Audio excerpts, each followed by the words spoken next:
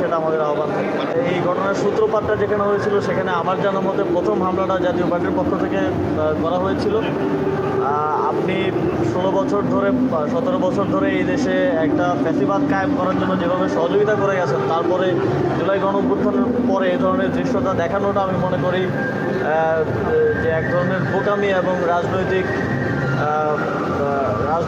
একটা দিক থেকেও এক ধরনের বোকামি কার্যক্রম, এবং তারা কাদের থেকে সাহস পেয়ে কাদের সাপোর্ট পেয়ে এই ধরনের কার্যক্রমে যুক্ত হয়েছে সেটাও খতিয়ে দেখার দরকার প্রয়োজন আছে বলে আমি মনে করি।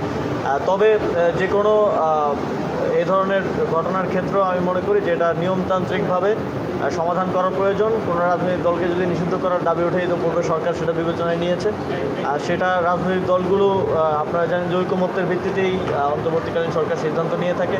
রাজনৈতিক দলগুলো সে বিষয়ে দাবি জানাতে পারে, কথা বলতে পারে, তবে যে কোনো ধরনের ভ্যান্ডালিজম অবশ্যই সরকার নিরুৎসাহিত করবে। এবং এই ক্ষেত্রে যথাযথ আপনারা দেখেছেন যে সরকারের পক্ষ থেকে আইনশৃঙ্খলা বাহিনীর পক্ষ থেকে বিভিন্ন জায়গায় নিরাপত্তা নিশ্চিত করার চেষ্টা করা হয়েছে।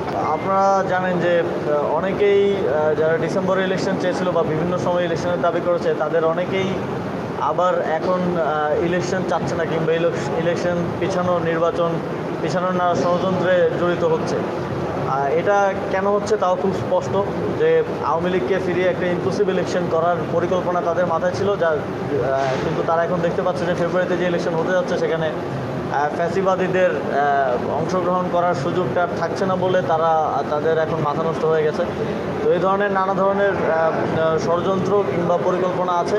তবে আমরা এই সরকারের যে 3টা গুরুত্বপূর্ণ এজেন্ডা, সংস্কার, বিচার এবং একটা গণতান্ত্রিক রূপান্তর, সেদিকে এগিয়ে যাচ্ছি। আপনারা জানেন ইতিমধ্যে জুলাই সনদের কার্যক্রম প্রায় শেষের দিকে। আমরা মনে করি যে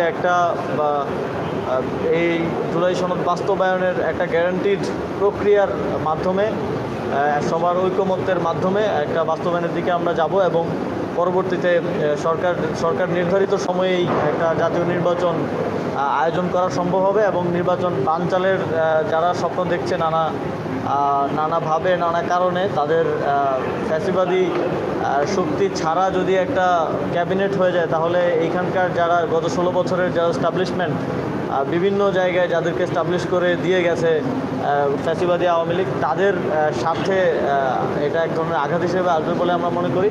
আর সেই জায়গা থেকে অনেকেই নির্বাচন বানচালের চেষ্টা করবে। তবে আমরা মনে করি যে যারা গণতান্ত্রিক মূল্যবোধে বিশ্বাসী, রাজনৈতিক দল থেকে শুরু করে সিভিল সোসাইটি থেকে শুরু করে আমাদের অন্তর্বর্তীকালীন সরকার, সবার সহযোগিতা এবং জনগণের